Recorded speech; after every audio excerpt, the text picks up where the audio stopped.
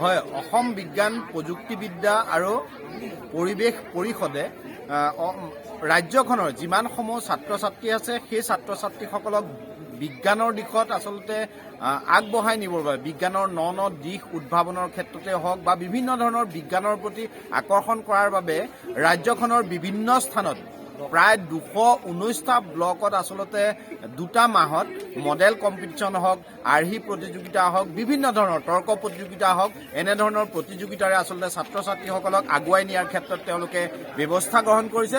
আৰু মই বৰ্তমান উপস্থিত আছোঁ মাজুলীৰ উজনি মাজুলী আৰ্যভট্ট বিজ্ঞান কেন্দ্ৰই আয়োজন কৰা এক সুন্দৰ অনুষ্ঠানত। আৰু মই দেখুৱাম ছাত্ৰ ছাত্ৰীসকলে বিভিন্ন ধৰণৰ আৰ্হি তেওঁলোকে প্ৰস্তুত কৰিছে, বিজ্ঞানৰ মডেল প্ৰস্তুত কৰিছে। আমি পোনে পোনে ছাত্ৰ ছাত্ৰীসকলৰ পৰা জানিবলৈ চেষ্টা কৰিম কি আৰ্হিত আচলতে এইটো প্ৰস্তুত কৰা হৈছে। এইটো ছাৰ বন্যপ্ৰাণী সুৰক্ষা যন্ত্ৰ।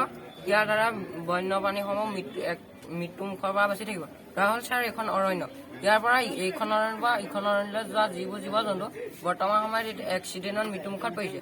যদি আমি প্ৰতিখন অৰণ্য বা অভয়াৰণ্যৰ চাৰিওপাশে এইটো ব্যৱস্থা দিওঁ ছাৰ, তেতিয়া মৃত্যুমুখৰ পৰা জীৱ জন্তুসমূহ মৃত্যুমুখৰ পৰা বাচি থাকিব। ছাৰ, এই জীৱ জন্তুবোৰ অৰণ্যখনত ওলাই যাব সময়ত যি ভৰ পৰে সেই ভৰটোত এই চাইলেণ্টটো শব্দ হয়। সেই চাইলেণ্টটো শব্দ হ'লে এই মানুহজনে বেৰিকেডডাল নমাই দিব, তেতিয়া গাড়ী মটৰবোৰ এচাইডে ৰৈ যাব আৰু জীৱ জন্তুবোৰ ইখন অৰণ্য বা সিখন অৰণ্যলৈ যাব পাৰিব। আমি দেখুৱাবলৈ চেষ্টা কৰিছোঁ আচলতে এনেদৰে তেওঁলোকে প্ৰস্তুত কৰিছে। আৰু আছে আৰু মডেল আছে, আমি দেখুৱাবলৈ চেষ্টা কৰিম যে এনেদৰে বিভিন্ন স্থানৰ পৰা উজনি মাজুলীৰ বিভিন্ন স্থানৰ বিদ্যালয়ৰ ছাত্ৰ ছাত্ৰীসকলে এনেধৰণে আৰ্হি প্ৰস্তুত কৰিছে। আৰু তেওঁলোকে এটা এটা থিম লৈ এটা উদ্দেশ্য লৈ কিদৰে প্ৰকৃতি সুৰক্ষা কৰিব পাৰি, কিদৰে জীৱ জন্তু সুৰক্ষা কৰিব পাৰি সেইসমূহ। এইটো কি হয়? এইটো মিক্সি হয়। ইয়াৰ দ্বাৰা আমি বিভিন্ন ধৰণৰ বস্তু পিছা মেলা কৰিব পাৰোঁ। আমি দেখুৱাইছোঁ, সেই দেখুৱাবলৈ চেষ্টা কৰিছোঁ আচলতে কেনেদৰে এটা মিক্সি ঘৰত এই ছাত্ৰজনে প্ৰস্তুত কৰিছে। আমি দেখুৱাবলৈ চেষ্টা কৰিম যিটো আচলতে তেওঁলোকে এই পঢ়াৰ বয়সতে যে সামান্যভাৱে এইসমূহ তৈয়াৰ কৰাৰ চেষ্টা চলাইছে। আমি দেখুৱাবলৈ চেষ্টা কৰিলোঁ। আৰু এটা আছে, এইটো কি হয়? এখন বাঁহৰ ফেন হয়। বিদ্যুৎ নহ'লেও মানে চলাব পৰা যায়।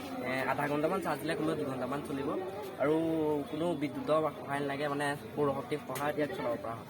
আচলতে আমি দেখুৱাবলৈ চেষ্টা কৰিম যে এখন বাঁহৰ এখন ফেন য'ত বিদ্যুতৰ প্ৰয়োজন নহয়। এটা বেটেৰী আছে, বেটেৰীটো যদি চাৰ্জ দিয়া যায় তেতিয়াহ'লে 2-3 ঘণ্টা আচলতে এই ফেনখন চলিব। পঢ়াৰ সময়তে হওক বা বিভিন্ন সময়ত তেওঁলোকে এইখন ব্যৱহাৰ কৰিব পৰাকৈ, নিজে ব্যৱহাৰ কৰিব পৰাকৈ এনেদৰে তেওঁলোকে প্ৰস্তুত কৰিছে।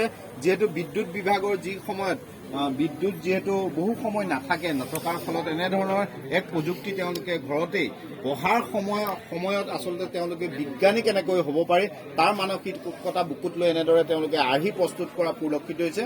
আমি সামগ্ৰিক সেই পৰিৱেশটো ইছা নিউজৰ দৰ্শকসকলক দেখুৱাইছোঁ যে শিশুসকলে ক্লাছ 5ৰ পৰা ক্লাছ 10লৈকে থকা যিসকল ছাত্ৰ ছাত্ৰী তেওঁলোকে বিজ্ঞান শিক্ষা গ্ৰহণ কৰাৰ পাছত আচলতে কিদৰে এইসমূহ যন্ত্ৰ তেওঁলোকে তৈয়াৰ কৰিছে। এইটো কি প্ৰস্তুত কৰিছে? এয়াৰ পলিউশ্যনৰ মডেল, মানে কিদৰে কল কাৰখানাৰ ধোঁৱা আৰু যান বাহনৰ পৰা ধোঁৱাটো মানে কেনেকৈ বায়ুমণ্ডল প্ৰদূষিত কৰে, কেনেকৈ বায়ুমণ্ডল প্ৰদূষিত কৰে আৰু বায়ুমণ্ডলৰ জীৱ জগতত কি হেৰি হয় সেইটো দেখুৱাইছোঁ মই। তুমি কোন ক্লাছত পঢ়িছা? মই ক্লাছ 7ত পঢ়িছা। এইসমূহ কোনে শিকাইছে? এইবোৰ মোৰ আচাৰ্যসমূহ শিকাইছে আৰু নিজে কৰিছোঁ। তোমাৰ বিদ্যালয়ৰ নাম? শংকৰদেৱ শিশু নিকেতন। কোন শংকৰদেৱ শিশু নিকেতন ক'ৰ? স্কুলখনৰ সম্পূৰ্ণ নামটো কি? শংকৰদেৱ শিশু নিকেতন ৰতনপুৰ গাঁও। আমাৰ লগত আছে আৰ্যভট্ট বিজ্ঞান কেন্দ্ৰৰ সমন্বয়ক আছে উজনি মাজুলীৰ। আমি তেখেতৰ পৰা জানিবলৈ চেষ্টা কৰিম, যিহেতু এই মুহূৰ্তত এক সুন্দৰ পদক্ষেপ এই ছাত্ৰ ছাত্ৰীসকলক উলিয়াই নিয়াৰ ক্ষেত্ৰত আৰ্যভট্ট বিজ্ঞান কেন্দ্ৰই বিশেষভাৱে পদক্ষেপ গ্ৰহণ কৰিছে। এই মুহূৰ্তত আমি দেখিছোঁ যে মাজুলীৰ গৌৰৱ হৈ বহু ছাত্ৰ ছাত্ৰীয়ে ৰাজ্যিক পৰ্যায়ত তেওঁলোকে এই আৰ্হি প্ৰদৰ্শন কৰাৰ সুবিধা পাইছে আৰু এই আৰ্যভট্ট বিজ্ঞান কেন্দ্ৰৰ তাত বিশেষ অৰিহণা আছে। কি ক'ব? আচল কথা হ'ল কি, অসম বিজ্ঞান প্ৰযুক্তিবিদ্যা আৰু পৰিৱেশ পৰিষদে 2008 চনৰ পৰা আমাৰ মানে একেবাৰে তৃণমূল পৰ্যায়ৰ পৰা ব্লকৰ পৰা ল'ৰা ছোৱালী জিলাৰ পৰা ৰাজ্যিকভাৱে তেওঁলোকে লৈ গুচি যায়। তেওঁলোকক বহুত উৎসাহিত কৰে, কলাক্ষেত্ৰ দেখুৱাই, অসম বিজ্ঞান ছায়েন্স মিউজিয়ামত প্ৰগ্ৰেম কৰে। গতিকেলৈ আমি ব্লক কোঅৰ্ডিনেটৰসকলে আমি তৃণমূল পৰ্যায়ত ছাত্ৰ ছাত্ৰীসকলক কেনেকৈ আগবঢ়াই লৈ যাওঁ আমি সদায় দিনে ৰাতিয়ে চেষ্টা কৰোঁ। আজি ফুলনি উচ্চ মাধ্যমিক বিদ্যালয়ত মই 2009 চনৰ পৰা এই প্ৰতিযোগিতা অনুষ্ঠিত হৈছে। আজি বহুত ভাল লাগিছে, ইমান সঁহাৰি।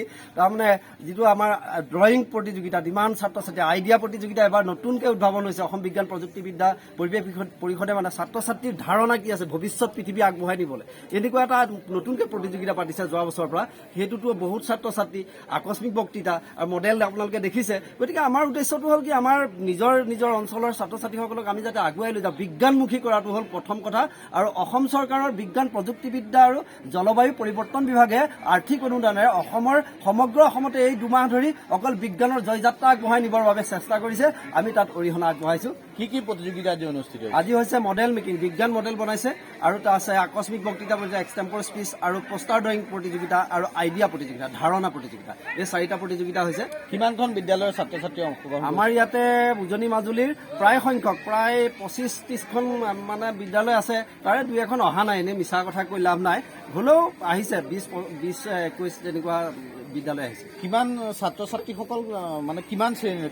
6ষ্ঠ মানৰ পৰা 10ম মান শ্ৰেণী তেওঁলোকৰ মাজত এই প্ৰতিযোগিতা অনুষ্ঠিত হয়। প্ৰতি বছৰে কৰোঁ, ভাল লাগে। মই বিশেষকৈ উজনি আৰ্যভট্ট বিজ্ঞান কেন্দ্ৰই মোৰ পৰিচয়।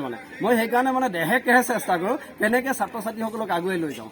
আচলতে বিজ্ঞানমুখী ধাৰণা, ছাত্ৰ ছাত্ৰীসকলক বিজ্ঞানৰ প্ৰতি ধাউতি কৰাৰ মানসিকতাৰে, যিহেতু বিদ্যালয়সমূহত যে কেৱল কলা, বিজ্ঞান, সাহিত্য যিসমূহ দিশ আছে সকলো দিশতে ছাত্ৰ ছাত্ৰীসকলক পাৰ্গত কৰি তুলিব লাগিব, সেই উদ্দেশ্যৰে আচলতে এনেধৰণে প্ৰস্তুত কৰিছে তেওঁলোকে। তুমি এইটো কি প্ৰস্তুত কৰিছা? মই এইটো এটা মডেলতে 15টা বস্তু কাম কৰিব পৰা এটা মডেল বনাইছো।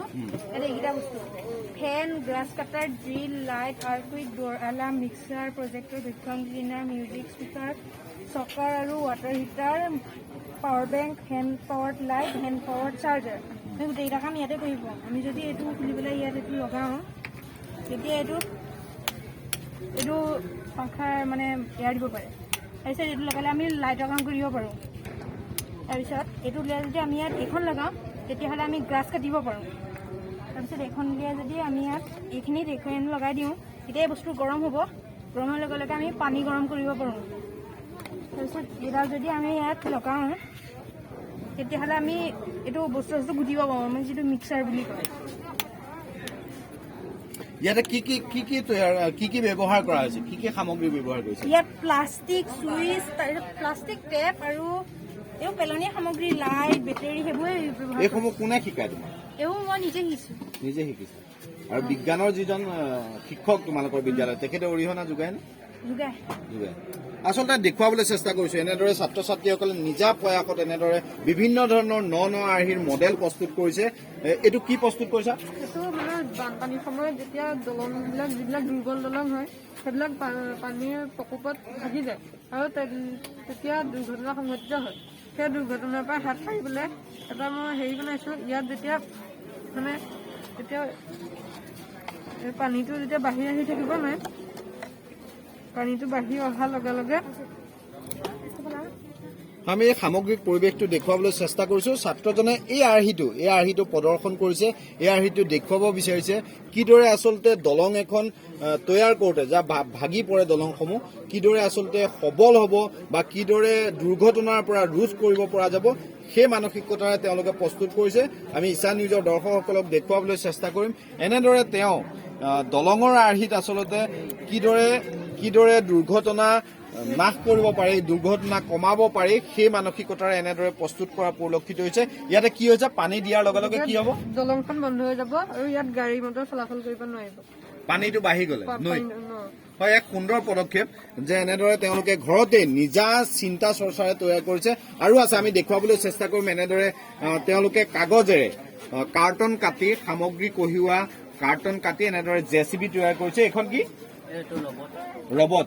এনেদৰে ৰবট তৈয়াৰ কৰিছে। আমি দেখুৱাবলৈ চেষ্টা কৰিছো যে ৰবটটো অকণমান চলাই দিয়াচোন, কেনেকে যাব? ই আপোনাৰ মানে বস্তু অনা নিয়া হেৰিয়ত সহায় কৰিব পাৰে। আপোনাৰ ধৰ এটা বস্তু আছে, এইটো বস্তু আগত থৈ আহিলে ন, আগত আছে আপোনাৰ এইটো ৰিমট আছে, ৰিমটটো যদি এইটো ব্ৰেক চুইচ দিয়ে আপোনাৰ আগত তেতিয়া পিছলৈ আহিব, তেতিয়া আগত দিয়ে আকৌ আগলৈ যাব। তেনেকৈ আপোনাৰ এইটো বস্তু অনা নিয়াত সহায় কৰে। ইয়াত কি সামগ্ৰী ব্যৱহাৰ কৰিছে? ইয়াত আছে কাৰ্টন, তাৰপিছত আৰ্ট পেপাৰ, তাৰপিছত আছে গিয়াৰবক্স মটৰ, তাৰপিছত চকা আছে 4টা, আৰু তেনেকুৱা আৰু ইয়াত এখন JCB তৈয়াৰ কৰিছে, আমি দেখুৱাবলৈ চেষ্টা কৰিম যে JCB খন কেনেদৰে এখন কি মানসিকতাৰ বা কেনেধৰণৰ মানসিকতা লৈ তুমি এখন তৈয়াৰ কৰিছা? চিজ ব্যৱহাৰ হৈছে আৰু পাইপ আৰু বেটেৰী এইকেইটা যোগেদিয়ে মই সেইটো।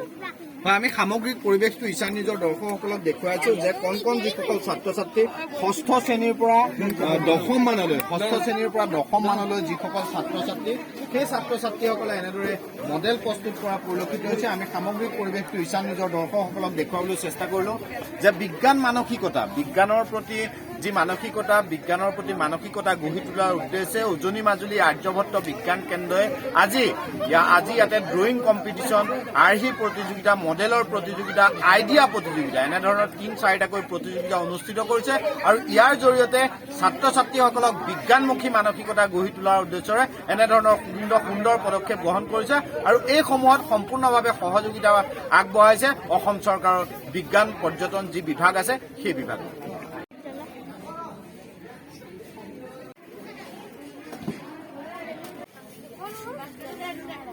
হ'ব পাৰে, কিন্তু বৰ্তমান সময়ত বিভিন্ন কাৰণ কল কাৰখানা বনোৱাৰ ফলত বৰ্তমান সময়ত পানীৰ পৰিমাণ হ্ৰাস পাইছে আৰু আমি পানী বচাই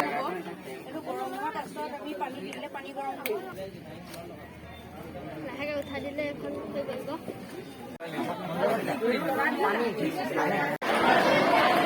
ইয়াৰ পিছৰ প্ৰতিযোগী চিৰঞ্জিত কলিতা খড়গড়ৰ শিশু নিকেতনৰ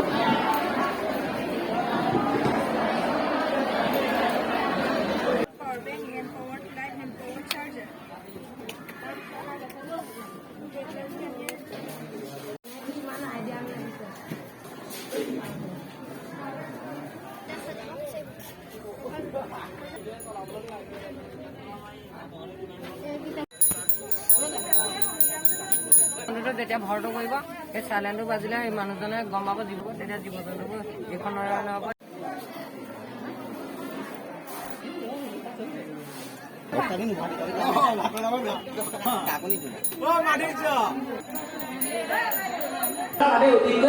অতিকৈ আৱশ্যকীয় সম্ভৱ পানীৰ